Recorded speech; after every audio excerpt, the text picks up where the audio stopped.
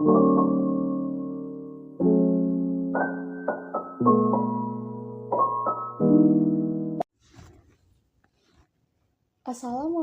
warahmatullahi wabarakatuh.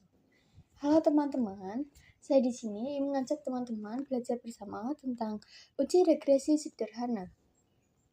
Pertama-tama, perkenalkan, nama saya Dwi Frisma Aprilia, NPM 23810068. Definisi regresi sederhana. Regresi sederhana adalah analisis statistik untuk melihat hubungan antara satu variabel independen atau X dan satu variabel dependen atau Y. Bagaimana satu variabel bisa dikatakan independen dan satu variabel bisa dikatakan dependen? Karena variabel tersebut saling memengaruhi dan dipengaruhi. Seperti contoh di bawah ini, bagaimana jumlah jam belajar memengaruhi nilai ujian. Di sini ada kata kunci X yang berarti jumlah jam belajar termasuk pada variabel independen yang berarti memengaruhi, dan nilai ujian terdapat kata kunci Y yang berarti termasuk pada variabel dependen atau dipengaruhi. Tujuan regresi sederhana yaitu untuk mengetahui kekuatan hubungan antara X dan Y dan membuat model untuk memprediksi nilai Y berdasarkan X. Pertama-tama dan yang paling utama sebelum kita melakukan langkah-langkah analisis, kita mempersiapkan data dengan mengidentifikasi data. Seperti yang sudah saya jelaskan, variabel independen atau X adalah variabel yang memengaruhi dan variabel dependen atau Y adalah variabel yang dipengaruhi. Persyaratan datanya yaitu data numerik dan hubungan linear antara X dan Y.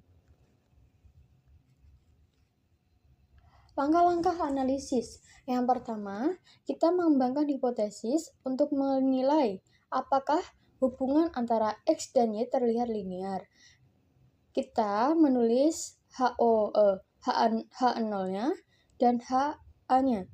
H0 berarti tidak ada hubungan pengaruh antara variabel independen dan variabel dependen, dan HA-nya berarti terdapat pengaruh antara variabel independen dan variabel dependen. Yang kedua, kita menentukan tingkat signifikansi. Signifikansi diuji dengan nilai P. Jika P kurang dari 0,05, maka hubungan signifikan. Yang kedua, untuk menghitung model regresi, bentuk persamaan regresinya yaitu Y sama dengan A plus BX, di mana A adalah koefisien sebagai intercept dan B adalah koefisien regresi sebagai slope atau kemiringan garis.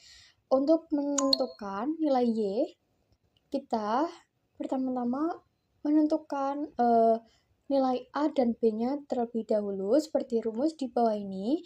A sama dengan sigma Y, sigma X kuadrat dikurang sigma X Y per N, sigma X kuadrat dikurang sigma X dikuadratkan. Dan rumus B sama dengan N sigma XY dikurang sigma X, sigma Y per N, sigma X kuadrat dikurang sigma X dikuadratkan. Lalu, kita menyusun persamaan regresi. Setelah kita menentukan nilai A dan B, lalu kita jabarkan pada rumus Y sama dengan A plus BX. Setelah mendapatkan persamaan regresinya, kita melanjutkan dengan menghitung koefisien R dan uji signifikansi. Rumus koefisien R yaitu R X Y sama dengan N sigma XY dikurang sigma X, sigma Y per akar dalam kurung N sigma X kuadrat dikurang sigma X dikuadratkan dalam kurung N sigma Y kuadrat dikurang sigma Y dikuadratkan. Lalu lanjut ke uji signifikansi dengan uji T. Rumus T yaitu R akar N dikurang 2 per akar 1 dikurang R kuadrat.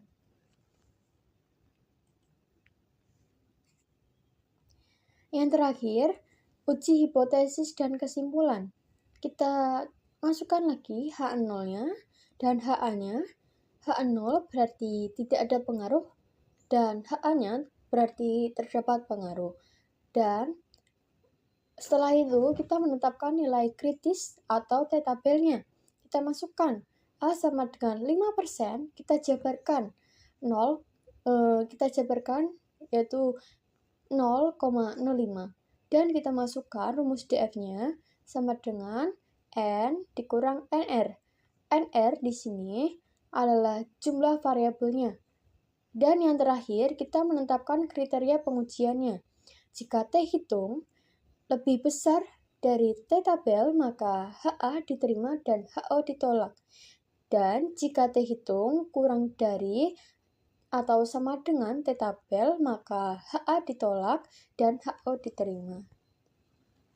Berikut ada contoh soal, apakah ada hubungan antara pengaruh berpikir kritis terhadap prestasi belajar mahasiswa? Kita melihat pada tabel di samping, itu ada subjek, nilai berpikir, dan nilai prestasi. Subjeknya itu A, B, C, D sampai dengan L, lalu nilai berpikirnya 6,1, 6,8, 9,2, 4,6, 13,8, 2,4, 16,3, 7,6, 3,9, 8,6, 12,5, 17,4. Dari nilai prestasinya 10,9, 5,8, 14,2, 9,2, 12,3, 4,7, 13,7, 7,7, 6,8, 9, 14,9, 15,9. Nah, ini langkah-langkah penyelesaiannya. Pertama, kita mengembangkan hipotesis. Seperti yang sudah tadi saya jelaskan, kita mengembangkan hipotesis terlebih dahulu. Kita masukkan H0 dan HA-nya. H0-nya kita masukkan seperti yang pada contoh soalnya, apakah ada hubungan antara pengaruh berpikir kritis terhadap prestasi belajar mahasiswa? Kita masukkan di sini, berarti H0 sama dengan atau tidak ada hubungan antara pengaruh berpikir kritis terhadap prestasi belajar mahasiswa. Dan HA-nya berarti ada hubungan antara pengaruh berpikir kritis terhadap prestasi belajar mahasiswa. Dan selanjutnya kita masukkan A sama dengan 5% dan kita jabarkan maka 0,05 dan kita masukkan rumus DF-nya N dikurang NR. Mengapa di sini 12? Kita lihat pada tabelnya, kita hitung ada berapa baris atau kolom ya. 1, 2, 3, 4, 5, 6, 7, 8, 9, 10, 11, 12. Ada 12. Kita masukkan N-nya sama dengan N-nya 12. NR-nya itu adalah jumlah variabel. Jumlah variabelnya ini adalah nilai berpikir dan nilai prestasi. Ada 2. Kita masukkan 2. Di sini, kita masukkan 2. Lalu kita kurangan 12 dikurang 2 sama dengan 10. Dan selanjutnya, menghitung model regresi, kita masukkan rumusnya Y sama dengan A plus BX. Sebelum kita menghitung nilai A dan B, kita menambahkan pada tabel, kita tambahkan tabel XY, tabel X kuadrat, tabel Y kuadrat. Untuk menemukan hasil 66,49 ini, kita bisa dapatkan dari X dikali tabel Y. Berarti 6,1 dikali 10,9. Lalu kita bisa mendapatkan hasil ini.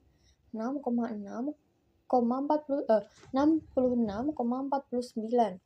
Dan bagaimana kita bisa mendapatkan hasil 37,21? Kita lihat perhatikan pada tabelnya, ini adalah X kuadrat. Berarti kita melihat pada tabel X, ini 6,1 itu dikuadratkan atau 6,1 kuadrat. Maka kita mendapatkan hasil 37,21. Dan pada tabel Y kuadrat juga sama seperti X kuadrat, kita lihat pada tabel Y, berarti 10,9 kuadrat. Nah, maka mendapatkan hasil 118,81.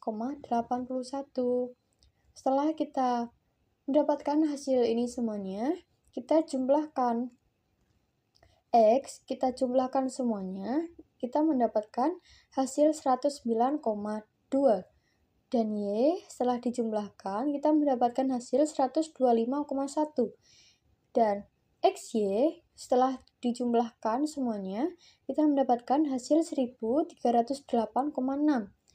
Dan X kuadrat kita mendapatkan hasil 1257,8. Dan Y kuadratnya kita mendapatkan hasil 1461. Lalu setelah menjumlahkan semua, kita berlanjut untuk menentukan nilai A. Kita masukkan rumus A-nya. Ini, A sama dengan XY, X kuadrat, sigma X kuadrat dikurang sigma XY per N, sigma X kuadrat dikurang sigma X dan sigma X dikuadratkan. Kita masukkan pada ini ya. Kita lihat pada tabelnya, jangan sampai salah ya teman-teman. Sigma X-nya kita masukkan. Di sini kita lihat pada tabelnya, ini adalah 125,1. Sigma X kuadratnya kita lihat pada sigma X kuadratnya berarti 1257,8. Kita masukkan, lalu kurang. Terus sigma X-nya ini 109,2. Sigma XY ini berarti ini kita masukkan 1308,6. Kita masukkan N-nya tadi 12. Ini.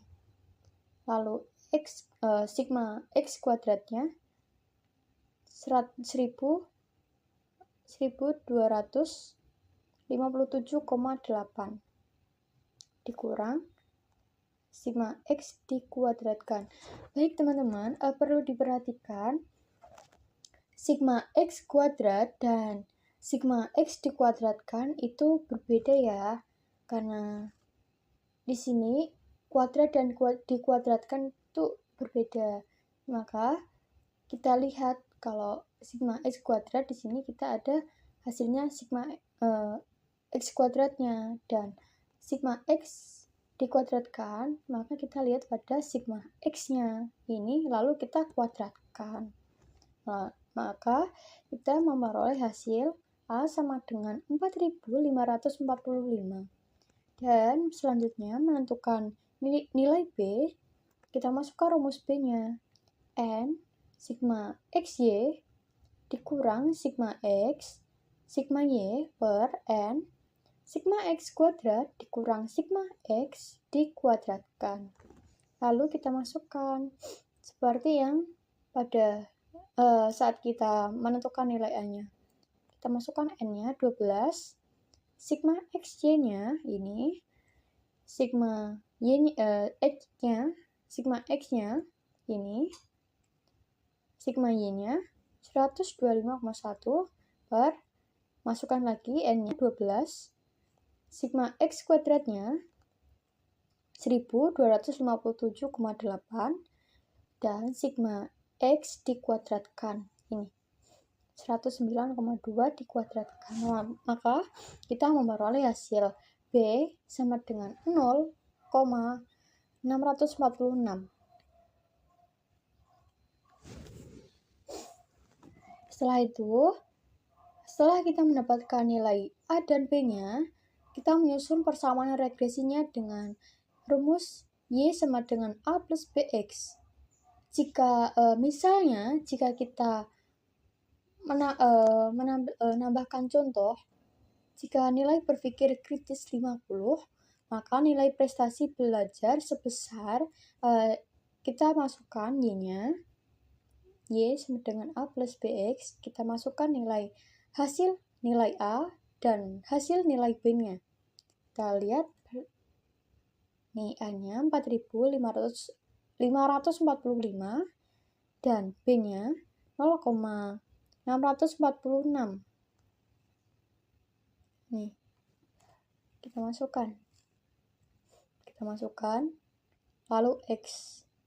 Dan untuk menambahkan jabarkan pada contohnya berpikir kritis 50, maka selanjutnya di bawahnya kita masukkan lagi Y sama dengan 4.545 ditambah 0,646. Kita masukkan angka 50-nya, lalu kita mendapatkan hasil 36.845. Dan selanjutnya untuk menghitung koefisien R dan uji signifikansi dengan rumus RXY sama dengan N sigma XY dikurang sigma X sigma Y per akar dalam kurung N sigma X kuadrat dikurang sigma X dikuadratkan dalam kurung N sigma Y kuadrat dikurang sigma Y dikuadratkan. Lalu kita masukkan seperti tadi, kita masukkan N-nya 12, sigma X-nya, sigma XY-nya, sigma Y-nya, sigma X-nya, sigma Y-nya, per N-nya 12. Lalu kita memperoleh hasil 0,837.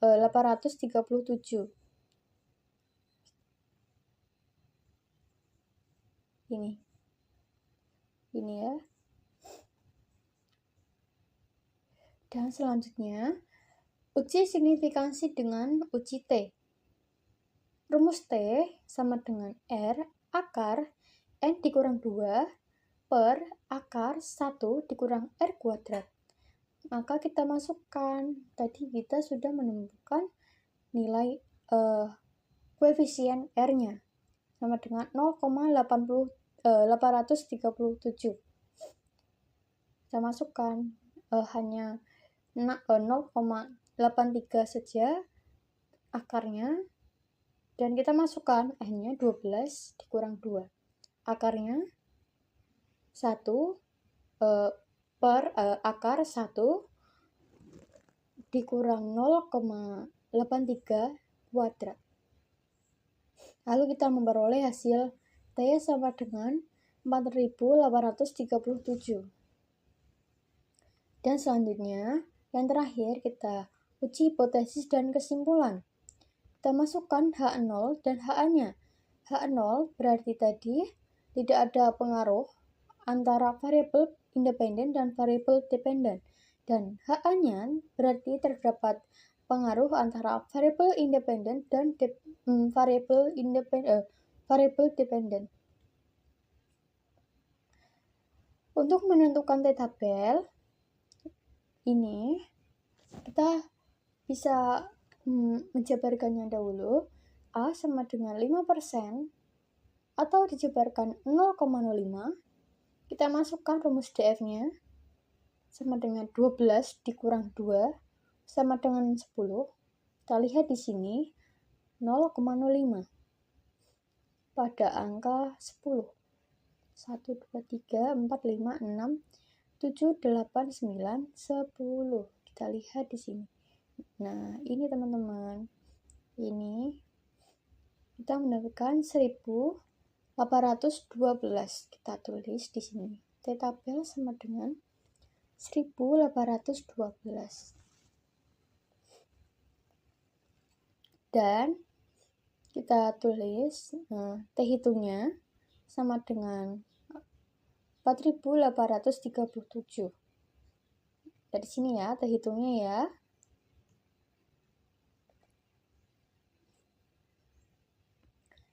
Dan yang terakhir, menetapkan kriteria pengujian. Jika T hitung lebih besar dari T tabel, maka HA diterima dan HO ditolak. Jika T hitung kurang dari atau sama dengan T tabel, maka HA ditolak dan HO diterima. Kita masukkan T hitungnya dan kita masukkan T tabelnya, maka kita bisa mengetahui ternyata T hitung lebih besar dari T tabel, maka HA diterima dan HO ditolak. Kesimpulannya, berarti ada hubungan antara pengaruh berpikir kritis terhadap prestasi belajar mahasiswa. Sekian materi uji regresi dari saya. Semoga bermanfaat bagi teman-teman. Semoga mudah dipahami juga. Jika ada salah atau kekurangan dalam kata-kata saya mohon maaf dan saya akhiri.